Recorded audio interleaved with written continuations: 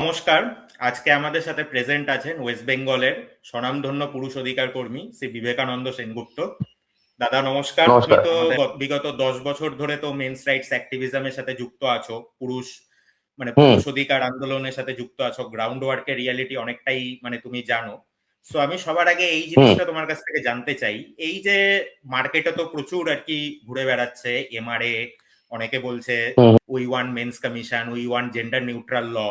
এবার ঘটনা হচ্ছে হুম। এদের থেকে একটা জেনুইন এমআরএ কে আইডেন্টিফাই করার জন্য কি কি প্যারামিটারস থাকা দরকার, কিভাবে একজন ভিকটিম যখন আসবে, সে যখন হুম। সোশ্যাল মিডিয়াতে যখন দেখবে, সে তো বুঝতে পারবে না যে হুম। কে ঠিকভাবে কাজ করছে, কে তাকে রিলিফ দিতে পারে, কে তাকে রিলিফ দিতে পারে না। তো এই জায়গাটাতে হুম। হুম। তার কি কি জিনিস, প্যারামিটার গুলো তার জানা উচিত, যাতে করে সে একজন জেনুইন এমআরএ যে তাকে রিলিফ মোড দিতে পারবে, সেটা তার জানা উচিত। এই ব্যাপারে তোমার কি মত? দেখো, আমি গত 10 বছরের আমার অভিজ্ঞতার কথা যেটা বুঝেছি, এখনো পর্যন্ত দাঁড়িয়ে যদি একটি নির্দোষ পুরুষ মানুষ নিজেকে বাঁচাতে চায়, তাহলে সে মামলার 1 বছরের মধ্যে, মিথ্যে মামলার 1 বছরের মধ্যে সে বেঁচে বেরিয়ে যেতে পারে।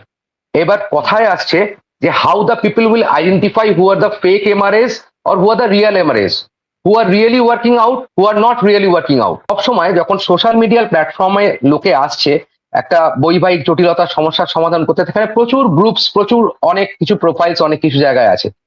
আইডিয়াল ওয়ার্ক যারা করছে, they will always speak about the success stories. তারা সবসময় তাদের সফলতা কোন আদালতে কোথায় কোন সফলতা হয়েছে তারা সেটা দেখাতে চাইবে।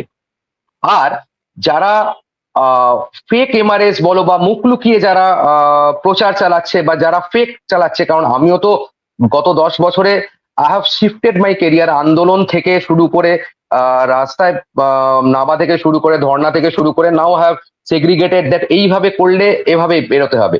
তো মেন থিং ইজ দ্যাট যারা প্রচারটা চালাচ্ছে in the frustrated way, they have lost the game. তোমাকে দেখতে হবে যে কে, who is the person who is propaganda, যারা প্রোপাগান্ডা চালাচ্ছে মেন রাইটস নিয়ে যে আমাদের পুরুষ কমিশন দরকার, সেই লোকটি কে, তাকে খুঁজে বার করতে হবে।